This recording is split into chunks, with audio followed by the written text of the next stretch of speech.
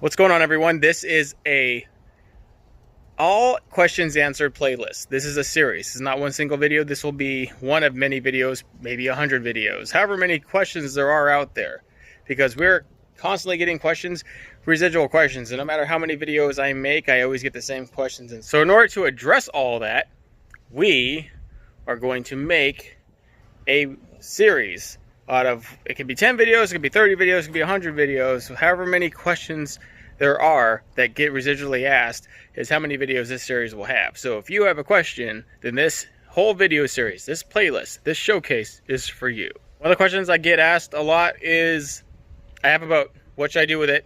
Is my boat safe to convert?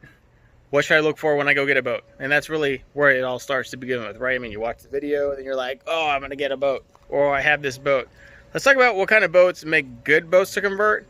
What should you look for when you're like looking at a pre-owned boat versus a new boat? What to look for, what to avoid, and hopefully this will help you out tremendously. So you don't get a clunker, you don't get a jalopy, and you don't get stuck with a boat that's not worth restoring or modifying.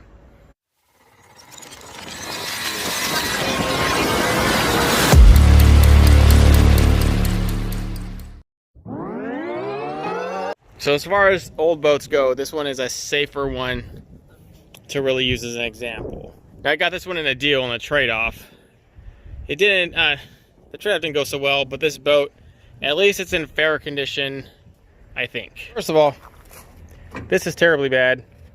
This is gonna go. Literally, you should always have a safety chain, but this needs to go. This needs to get replaced like ASAP. Like, it's not even safe to tow it.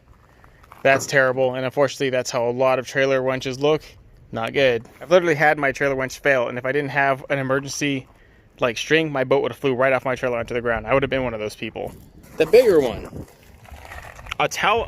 first off the bat, a tall telling tale that the boat is extremely old or at least updated is the independent spines or the integrated spines. So these are integrated right into the frame. When the hull was like printed, these were already in the frame or stamped into the frame. And well, yeah, they're stamped in. So these really create the residual draining underneath the foam slats. But the older boats have independent like spines or keels, whatever you want to call them, and they're like riveted to the outside of the hull. Those are almost impossible to seal and will eventually leak. Also know that independent keels are notoriously responsible for poor draining systems inside a boat. When you're inspecting rivets, see how these rivets are all pretty nice and not dented in? That means the boat didn't get overloaded or didn't have too many like gross bangs. This one is slightly more imploding. You see how you can look, it's kind of like mushroomed in there, how you can see the hole's kind of grooving outside. There's a good chance that rivet probably leaks, but there's a good chance that the rest of these are fairly okay. These are fairly underneath the water line, so that's whatever it is. But check for that. Like sunken rivets means a lot of load, or the hull itself is just not very durable. And you want to also look at hull gauge. Now I can't tell the absolute hull gauge of this boat. Well, I can. That's like 0.060 just by looking at it. In between 0.060 and 0.06 or 0.070, pretty thick. Like about 1/16 inch thick. I mean, that's about the standard for most boats, which is thin if you think about it. But it's actually fairly strong. But when you see something that's under that, like under 0.050, like a lot of hull gauges are 0.043 or 0.040. That is abysmally thin. Those do not make good boats to convert. Sure, they're light, but I would just leave them alone. I wouldn't even convert a boat with like a thin hull gauge like that, because unless you're going to do an electric only boat where there's like no waves that are going to residually shake against the hull and ruin the hull. Like, they are tiny, and the Crommeths, the Gregors, and especially the Valcos have notoriously thin hull gauges. A lot of people complain about the Valcos residually leaking over time. It's no mistake, because their hull is like paper thin. That's why they're so light.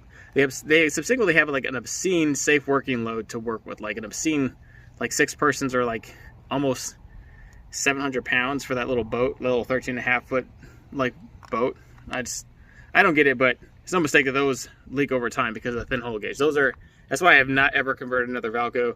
Even with like ultralight framing in it, which is the best thing you can do for something like that, it's just not, it's not a good boat to convert. Something you should steer away from. If you can, look up the boat that you're about to purchase online and find the specs. Like, try and find a name brand boat, because the specs for that boat are likely still online somewhere. But if you can't find the specs for a boat because that boat company's gone, that's another like hint. It's like another suspect boat that you really can't confirm anything on. Look for dents and deformations and sunken in rivets along the hull line, and we're starting to see a residual sink in of these, but it's not really that bad. I'm not really sure if these leak or not. They likely do because of the sink in. But I can marine epoxy over those. Also, you want to look for marine epoxy or any sort of glove it or coat it or any sort of external epoxy over the frame that you can tell. Like, ask that guy, like shake the owner down. Why did you put epoxy over the rivets, huh?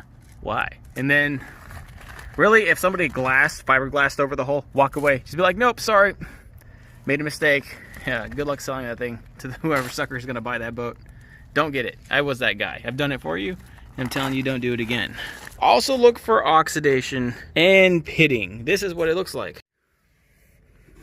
Now, the gentleman whom I talked to, I asked, because you know what I've noticed a big trend in boats is it starts oxidizing and pitting right where the pour foam layout is. And you could tell this was a 4-stage pour foam layout. It had pockets of it here, there, and I think even up in here you can still see signs of pitting and oxidation. And then all the way back in here you can see it. It's pretty, you know, it's just cosmetic. Thank heaven I don't see any residual huge pitting. Like, I don't see any huge puffy white spots where if I rubbed on it or I went at it with a wire brush long enough that you would see it. But there's an issue. Back here, you can tell this pour foam was pocketed in. I actually asked the person who gave me this boat to gut it all. That was part of the deal, to get all that crap out, because I didn't want it in the boat. I didn't want to have to put up with gutting pour foam. I hate it. It's like one of my most hated parts of doing a boat. And I asked them to look for like oxidation pitting, because I just know from doing that tracker and then from doing another boat that it was like a part of it. Like the older like formula in the foam actually causes oxidation to the aluminum, which is kind of crappy.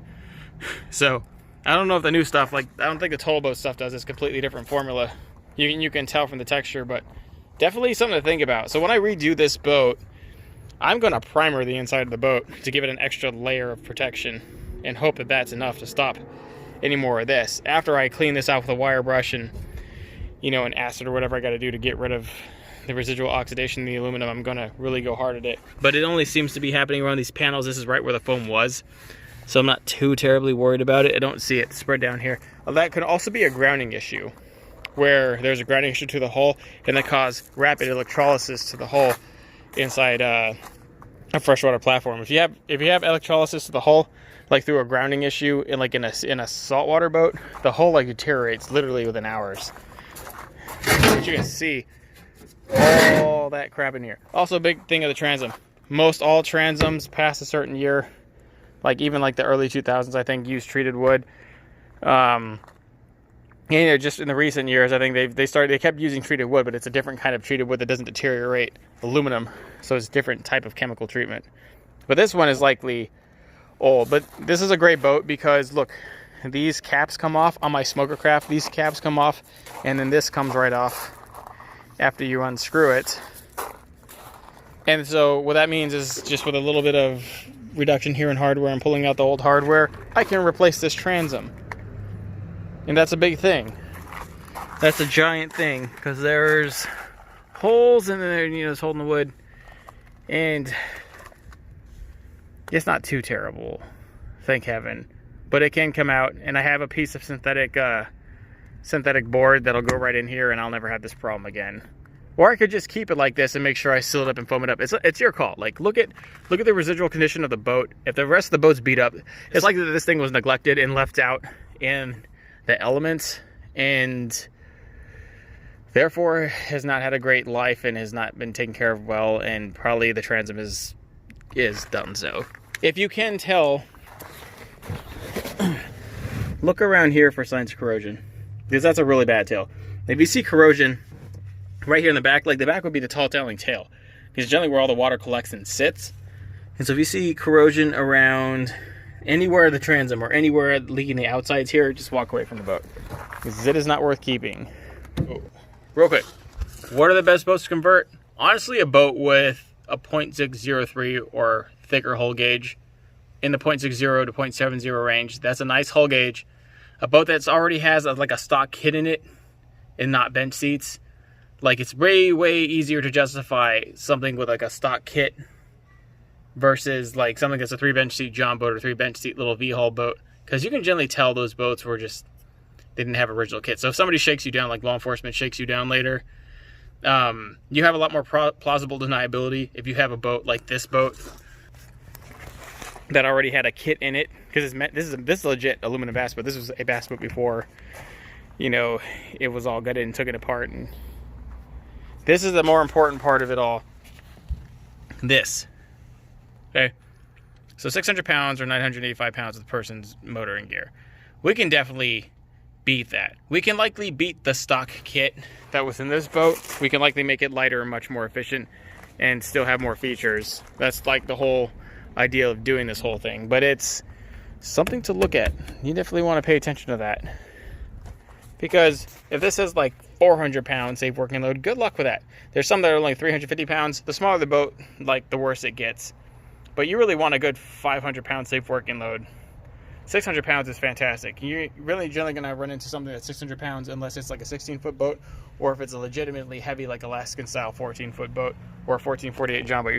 You're not going to see something that high. Also, the hull gauge will determine how high, but it should. But, you know, there's some that are like suspects. So look for a lot of holes drilled into the side of the gunwales, the side of the walls, because that's like a suspect move. It was done by somebody who really didn't know what they were doing, or it just little tall tales that give you away that this boat was not taken well taken care of, and that is just not, you know, it's not something you want to get away or get into. The biggest, you want to walk away no matter what, no questions asked, don't even look at it, just walk away, is there Flex Seal on the boat. Walk away. Flex Seal on the outside of the hull, we can work with that. Like, that can be reversed. But the Flex Seal inside of the boat, it's terrible. Because for one, that's a tall tale that there was leaks in the boat, and the genius who owned the boat thought that you could seal water from coming into the boat from outside the lake by Flex Seal. Like, so, not the smartest owner, right?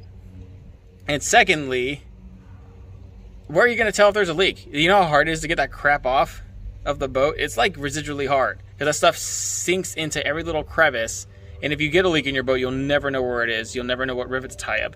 You might not even be able to find the rivets depending on how long they coat it. So anybody who like Flex Sealed, especially people who rhino lined inside the boat, you just like doom that boat from any sort of like actual like far ahead prepping, and that's a dead giveaway that you had leaking issues. Just walk away from the boat. So yeah, sorry, thanks but no thanks. I'm not taking this thing. You doomed it.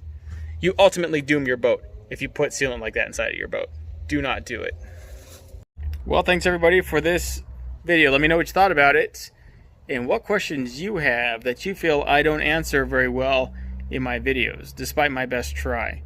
I will make sure there is a video for that single question in this series. I want this to be a very large, expansive, and most viewed series ever for anybody who's seen a project like something on YouTube or something from your friends and you want to take it on. These are the way we solve problems and we answer questions and we get forward. Thank you. Whether you need information, tutorials, products, or simply connections to other tiny boaters around you, we have it all right here.